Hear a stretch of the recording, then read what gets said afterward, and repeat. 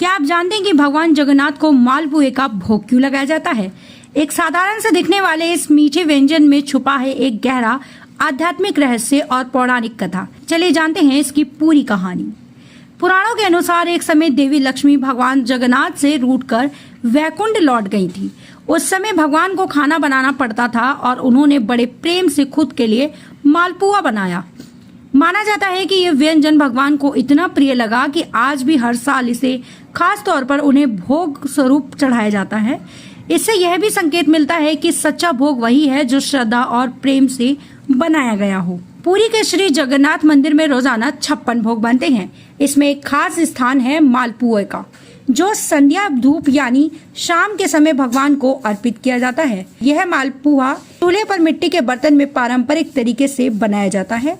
बिना लहसुन प्याज के शुद्ध देसी घी में इसे महाप्रसाद का हिस्सा माना जाता है। मालपुआ सिर्फ एक व्यंजन नहीं है, बल्कि भगवान के प्रति प्रेम, सेवा और समर्पण का प्रतीक है। जब इसे श्रद्धा से बनाया और अर्पित किया जाता है तो यह न केवल प्रभु को प्रसन्न करता है, बल्कि भक्त के जीवन में भी सुख और समृद्धि लाता है। वास्तव में भगवान को वही प्रिय है जो श्रद्धा से दिया जाता है, और यही संदेश मालपुआ भोग में भी छिपा है। भगवान जगन्नाथ का अधूरा स्वरूप, अनंत प्रेम की अनोखी कहानी। बहुत समय पहले की बात है। द्वारका लीला पूर्ण करने के बाद भगवान श्री कृष्ण गोलोक धाम चले गए।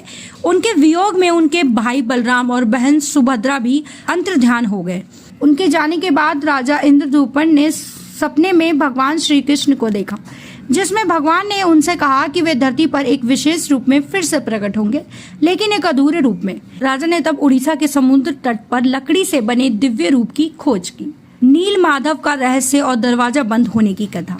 राजा को एक विशेष लकड़ी का टुकड़ा समुद्र के किनारे बहकर मिला, जिसे दर्शन दंड कहा गया। इसे लेकर उन्होंने भगवान की मूर्ति बनाने के लिए एक मूर्तिकार को बुलाया। वह कोई साधारण मूर्तिकार नहीं, बल्कि स्वयं भगवान विश्वकर्मा थे, जो वृद्ध ब्राह्मण के रूप में आए थे। उन्होंने एक शर्त रखी, जब तक मैं मूर्ति बना रहा हूँ कोई भी दरवाजा नहीं खोलेगा।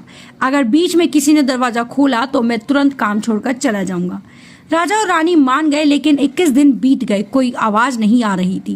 रानी को चिंता हुई कि उन्हें कहीं वृद्ध ब्राह्मण मरे तो नहीं है, और उन्होंने दरवाजा खोल दिया। जैसे ही दरवाजा खुला, भगवान विश्वकर्मा अदृश्य हो गए और भगवान की मूर्तियां अधूरी अवस्था में रह गई। बिना हाथ पैर, पूरी तरह बने हुए, बड़ी बड़ी आंखें, गोल मुखाकृति। लेकिन तभी राजा को स्वप्न में भगवान श्री कृष्ण ने कहा, यही मेरा असली स्वरूप है, प्रेम और करुणा से भरा हुआ। मुझे इसी रूप में स्थापित करो, यही मेरा जगन्नाथ स्वरूप है। इसका आध्यात्मिक संदेश।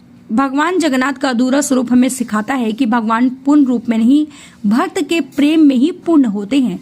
उनके नेत्र गोल और विशाल हैं, जो सब पर एक जैसा प्रेम रखते हैं।